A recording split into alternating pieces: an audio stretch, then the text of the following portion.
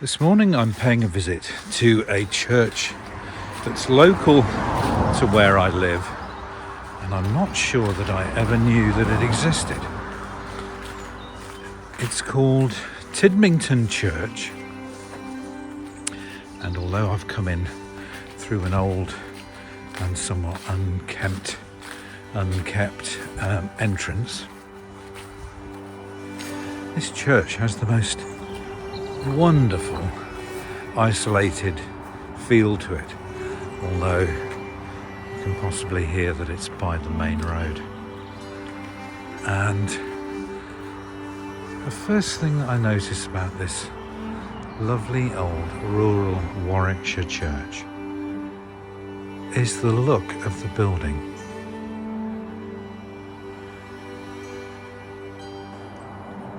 And what an absolutely lovely looking tower with stone tiles and natural slate roofs to the rest of the church. And I've just tried the door and found it to be open. So let's go in and have a look.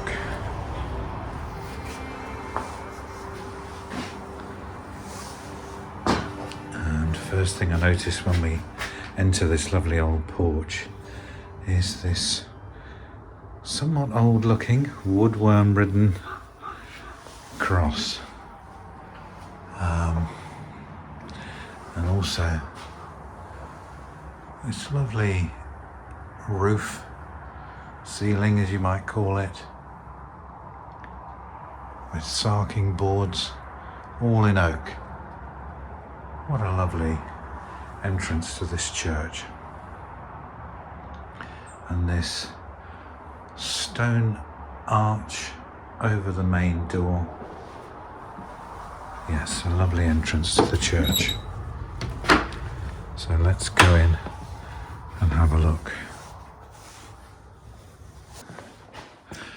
And what a wonderfully simple building this is.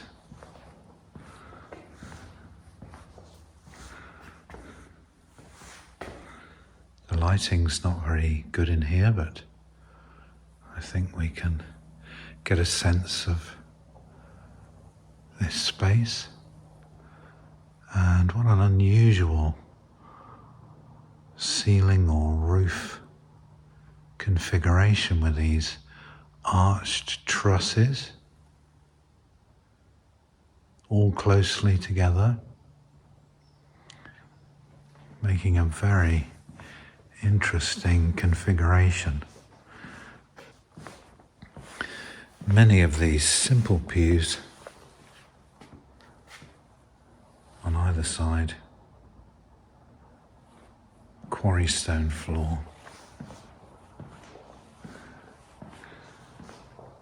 and then just looking at the extremely plain and simple altar. Just a little altar table with a cloth, a little cross,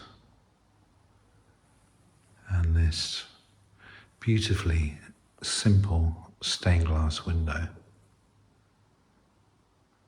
set in this lovely ashlar or dressed stone.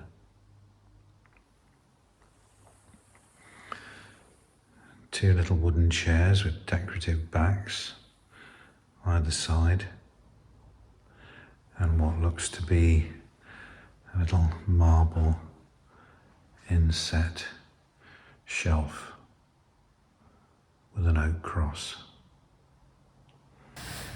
And here a little medieval piscina sink, if you like, which is what was used apparently to pour water used in church services and sacraments, etc. Scalloped out in this stone, and a little drain hole there at the base, and no doubt going outside. A lovely little shelf here, which no doubt may have been used for putting candles on, or may have had a little statue there at some stage. All manner of uses. And another little shelf, stone shelf on that side.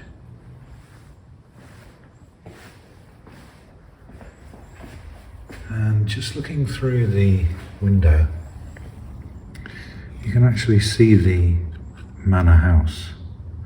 And this chapel was originally built around the 1200s as a little chapel to Tidmington Manor House. And the building was rebuilt to a degree in the 16th century and then restored in the 1870s.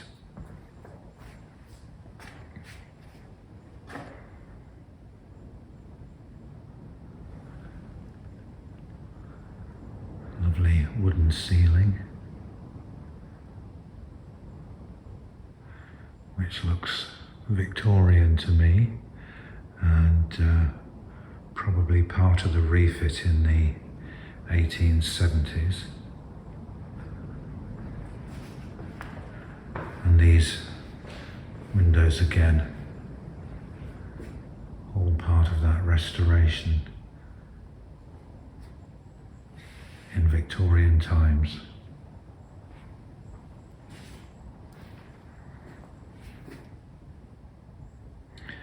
And these pews all dating back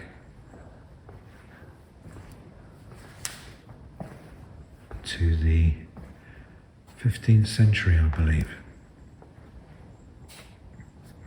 Quite simple in design. Simple carvings on each end. And this lovely carving here. And this piece of wood looks very old to me, as in 1400s. Perhaps. And so, yes, a simple arrangement.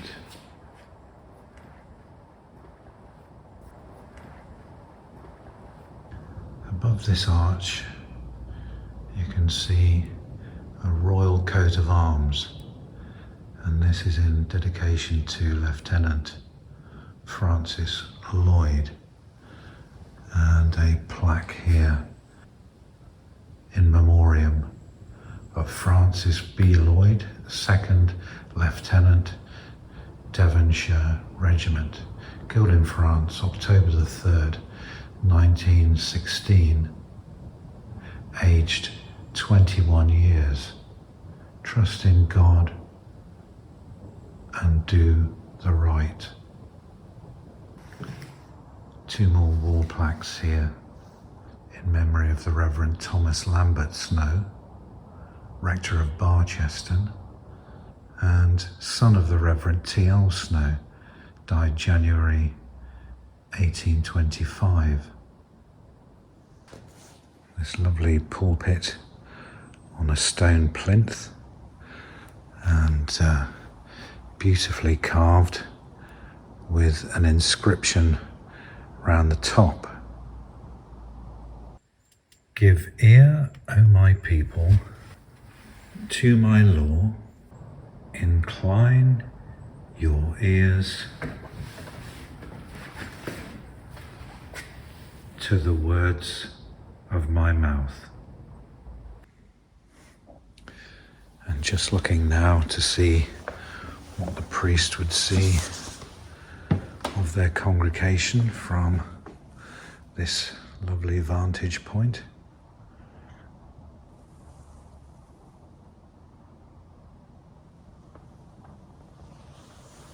And a mixture of stonework, including the original medieval Hornton Stone, and also what you might call Cotswold Stone, which is a lighter colour.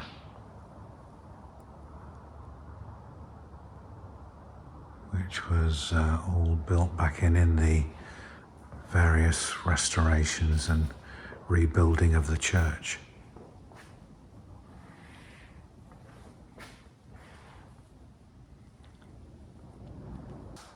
And through this Gothic style arch into the bell ringing room, and you can see 3 bell pulls which go up to the 3 bells in this tower, dating from the 15 and 1600s. And there is a Sanctus bell above those. And on each of the terminals of these arches can be found the face of a man. And I believe this man has a hat on with little earmuffs on. And this, I believe, is also a man possibly wearing a hat as well.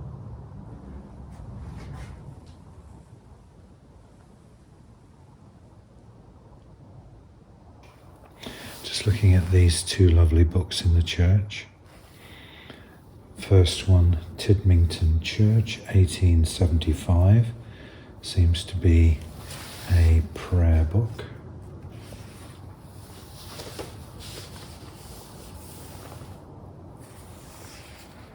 Giving us lessons for holy days, morning prayer, thanksgivings,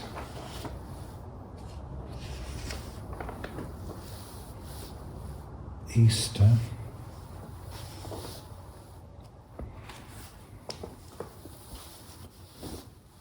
and the Saints' Days.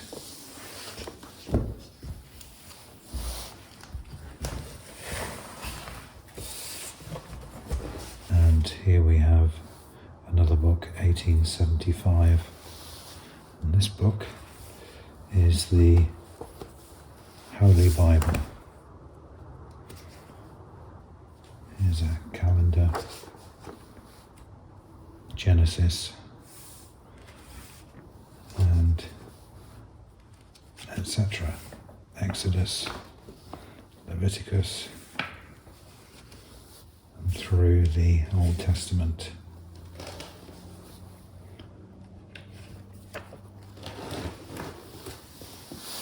Etc. These lovely little placekeepers.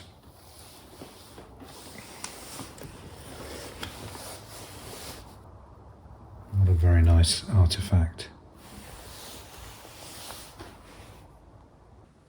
And here is a lovely old tub font, which looks extremely old to me. And indeed, this little notice tells us here, this font is one of the oldest parts of our church and dates to Norman times.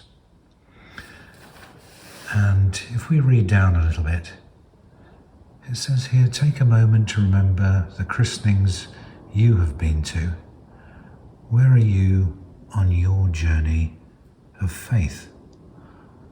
And what an extremely good question that is.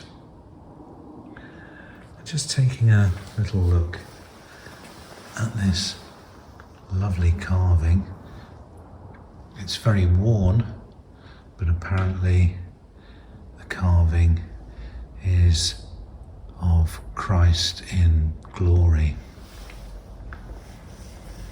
And this stonework is extremely worn. It's on a round plinth, which is then on a multi-sided plinth. Looking at this lovely wooden top, which seems to be in oak, with this lovely metalwork on top. A little square hole, which may be for a candlestick or any number of applications that could have. And inside we see that it's lead lined, got a little plug, and this top ring of stone is looking like a later addition to perhaps pull all this together in a somewhat neater way, possibly due to crumbling stonework.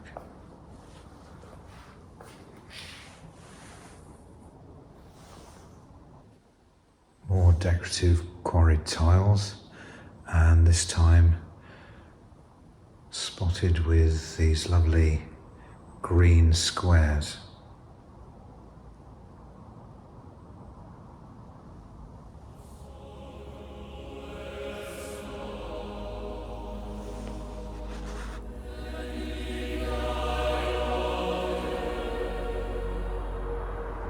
So, what a wonderfully unexpected visit to Tidmington Church.